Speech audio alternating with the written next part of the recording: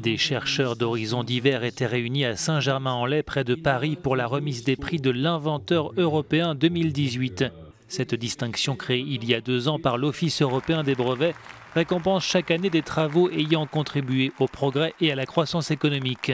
Et cette année, ce sont les femmes qui étaient à l'honneur, puisque sur les 6 catégories, 4 d'entre elles ont été distinguées, dont la Française Agnès Poulbeau. Elle a mis au point un nouveau type de pneumatique pour poids lourds qui se régénère.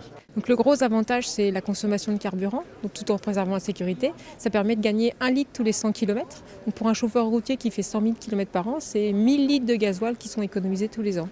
Et en même temps, ça économise aussi du CO2 pour l'environnement. Donc ça fait 3 tonnes de CO2 par an également. Également récompensé le biophysicien allemand Jens Fram, l'un des pionniers de l'IRM, l'imagerie par résonance magnétique, une technologie qui s'apprête à entrer dans une nouvelle ère. Il y a toute une gamme de nouvelles applications qui apporteront dans le futur cette applicabilité de l'IRM. Par exemple, toutes les fonctions du corps en mouvement qui ne peuvent pas être étudiées.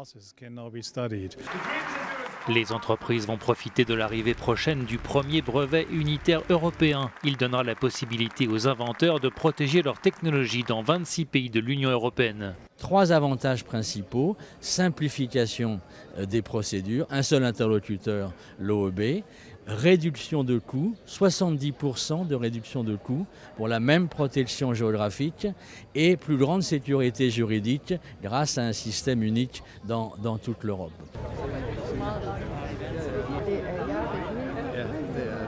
La compétition en matière d'innovation est serrée. En 2017, la Chine a présenté à elle seule la moitié des brevets dans le monde.